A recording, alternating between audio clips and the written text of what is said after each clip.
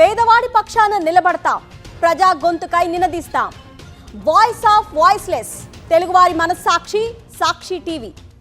సాక్షి TV ప్రసారాల కోసం మీ స్థానిక cable ఆపరేటర్ను వెంటనే సంప్రదించండి. తెలంగాణ కాషాయ దళంలో చక్రం తిప్పేదెవరు? కేంద్ర మంత్రి బండి సంజయ్ హవా కొనసాగుతుందా? మరో కేంద్ర మంత్రి కిషన్ రెడ్డి చేతిలోకే వెళ్తుందా? లక్ష్మణ రేఖకు రామచంద్రుడు కొత్త అర్థం చెప్తారా? ఎంపీ ఈటెల రాజేంద్ర ప్రభావం ఎలా ఉండబోతోంది? రామచంద్రుడు నలిగిపోతారా, నడిపిస్తారా? Watch the story. Telangana BJP కొత్త సారథి బాధ్యతలను అనూహ్యంగా రామచంద్రరావు దక్కించుకున్నారు. పాత సారథి కిషన్ రెడ్డి నుంచి ఛార్జ్ తీసుకున్నారు. పార్టీ ప్రక్షాళన దిశగా ఆపరేషన్ మొదలుపెట్టారు. రాష్ట్ర కమిటీలో ఎవరికి ప్రాధాన్యత ఇవ్వాలనే దానిపై లోతుగా కసరత్తు చేస్తున్నారని సమాచారం. రామచంద్రరావుకు ప్రత్యర్థి పార్టీల నుంచి కంటే సొంత పార్టీ నుంచే ఒత్తిళ్లు ఎక్కువగా ఉండే అవకాశాలు కనిపిస్తున్నాయని రాజకీయ విశ్లేషకులు భావిస్తున్నారు. క్రిమినల్ లాయర్గా పేరు సాధించిన రామచంద్రరావు రాజకీయాల్లో మాత్రం ఇప్పటి వరకు సాఫ్ట్గా ఉంటారనే పేరు తెచ్చుకున్నారు. అయితే ఆయనలో అవసరమైతే యాంగ్రీ యంగ్ మ్యాన్ కూడా ఉన్నారని ఆయన అనుచరులు చెబుతున్నారు.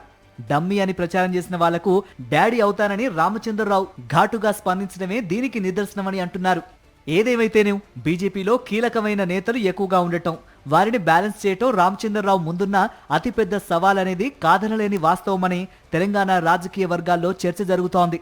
రామచంద్రరావు తెలంగాణ బీజేపీ అధ్యక్ష బాధ్యతలు దక్కించుకోవడంలో కేంద్ర మంత్రులు కిషన్ రెడ్డి, బండి సంజయ్, రాజ్యసభ సభ్యుడు లక్ష్మణ్ కీలక పాత్ర పోషించినట్లు ప్రచారం జరుగుతోంది. పార్టీ రాష్ట్ర అధ్యక్ష ఎన్నికకు రామచంద్రరావు నామినేషన్ వేసిన సందర్భంలో ఆయన అధ్యక్షుడిగా ఎన్నికైనట్లు ప్రకటించిన సభా నిర్వహణలోనూ బండి సంజయ్ అన్నీ తానై నడిపించారు. చాలా కాలంగా కేంద్ర మంత్రి బండి సంజయ్ వర్గీయుడే రామచంద్రరావు వెన్నంటే ఉంటున్నారు.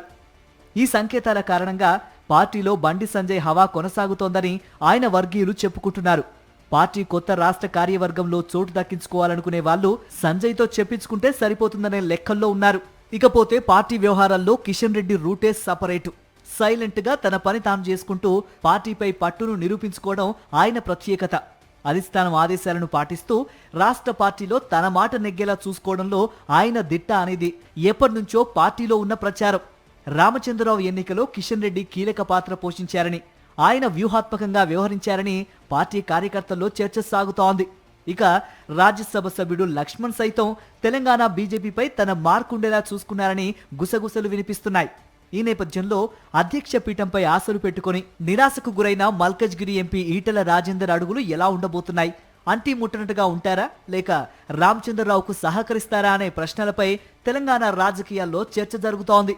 Nizamabad MP Dharmapuri Arvind, Mahabubnagar MP DK Aruna, Chevella MP Konda Vishweshwar Reddy, Medak MP Raghunandan Rao మొదలైన సీనియర్ నేతలను కొత్త సారథి రామచంద్రరావు ఎలా డీల్ చేస్తారనే దానిపై కార్యకర్తల్లో విస్తృత చర్చ సాగుతోంది. ఎంపీలకు సంబంధించి ఎవరి లోక్సభ స్థానాల పరిధిలో వారికి ఫ్రీ హ్యాండ్ ఇవ్వనున్నట్లు ఇప్పటికే రామచంద్రరావు ప్రకటించారు. కీలక నేతలను సైతం ఎక్కడికక్కడ వారి లోక్సభ స్థానాలకే పరిమితం చేసి పార్టీలో ఆధిపత్య పోరుకు చెక్ పెట్టేలా ఆయన వ్యూహరచన చేస్తున్నట్లు ప్రచారం జరుగుతోంది.